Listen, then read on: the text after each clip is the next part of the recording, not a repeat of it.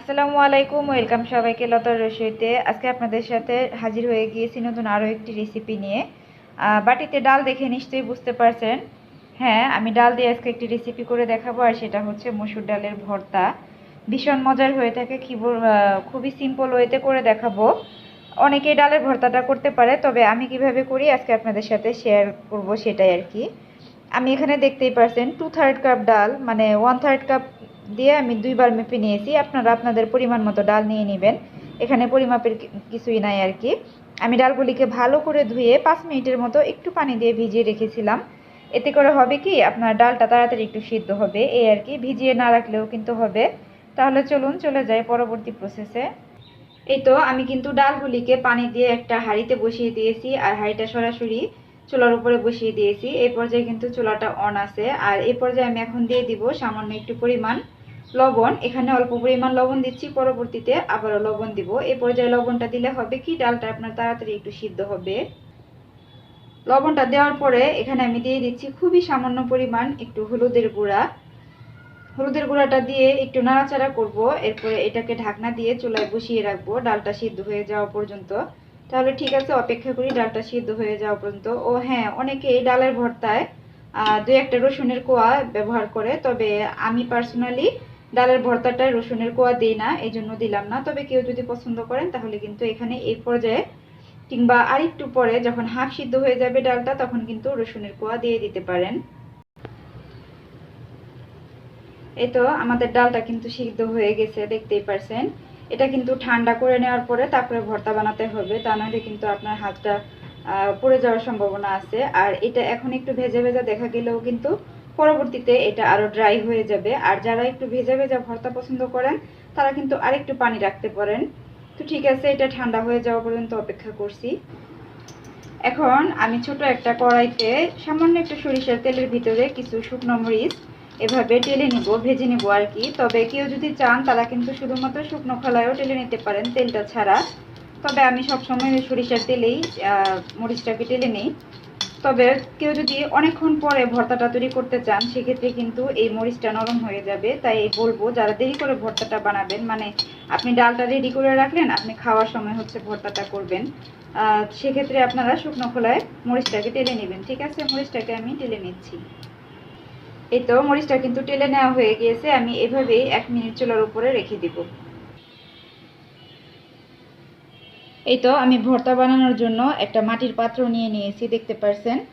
এখন আমি এখানে নিয়ে নিচ্ছি সেই টেলে নেওয়া মরিচগুলিকে। আপনারা আপনাদের পছন্দ মতো ঝাল কমিয়ে বা বাড়িয়ে নিতে পারেন। আমি আমাদের পছন্দ মতো করে নিচ্ছি। আমি হাত দিয়ে ভর্তাটা বানাবো, তো এখানে আমি একটু লবণ দিয়ে দিচ্ছি, যেহেতু সিদ্ধ করার সময় আমরা লবণ দিয়েছিলাম। মরিচটাকে আগে ডলে নিচ্ছি, কারণ অনেক সময় দেখা যায় কি, মরিচটাকে পরে ভাঙতে গেলে বা ডলে নিতে গেলে এটা ভালো মতো মানে মিহি হতে চায় না। তো মরিচটা ডলে নেওয়ার পরে আমি এখানে দিয়ে দিচ্ছি কুচি করে নেওয়া বড় সাইজের একটা পেঁয়াজ। আমি বড় সাইজের একটা পেঁয়াজ নিয়েছি। আর এখানে দিয়ে দিচ্ছি ধনেপাতা। ধনেপাতা যদি কেউ পছন্দ না করেন তাহলে স্কিপ করতে পারেন।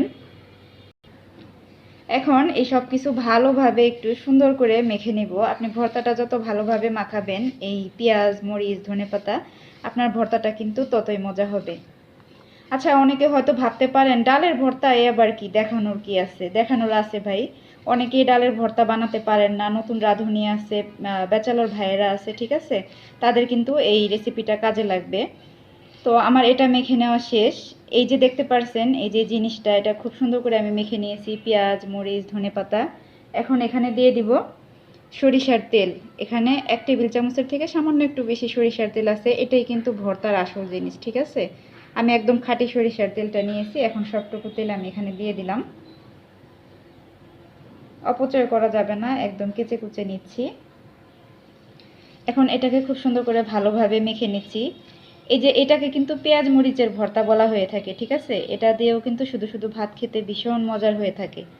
এখন এখানে দিয়ে দিব আগে থেকে সিদ্ধ করে রাখা সেই ডালগুলি। এগুলি আমি ভালোভাবে ঠান্ডা করে নিয়েছি, তারপরেও এখনও মোটামুটি একটু গরম আছে।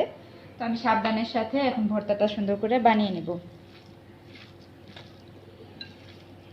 আমি সবসময় আপনাদের সাথে সহজ রেসিপিগুলা, সহজ এবং ইজি উপায়ে শেয়ার করার চেষ্টা করি। আশা করি আমার রেসিপি আপনাদের ভালো লাগে।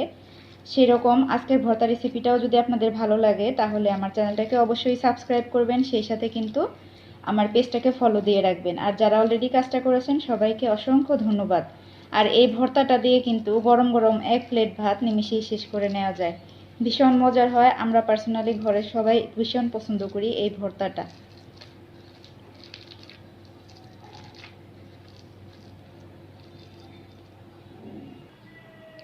এই তো সার্ভ করে দিয়েছি আমাদের ভীষণ মজার লোভনীয় মসুর ডালের ভর্তা। যারা এখনও মসুর ডালের ভর্তাটা ট্রাই করেননি তাদেরকে বলবো একবার হলো এই ভর্তাটা ট্রাই করবেন, আপনি কিন্তু প্রেমে পড়ে যাবেন। ঠিক আছে, এতটাই মজার এই ভর্তা।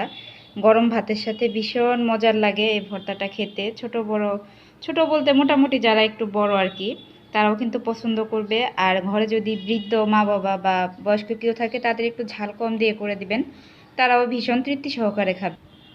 তো সবাই অনেক বেশি ভালো থাকবেন, আবারও দেখা হবে নতুন কোনো রেসিপি নিয়ে। সেই পর্যন্ত আল্লাহ হাফেজ, আসসালামু আলাইকুম।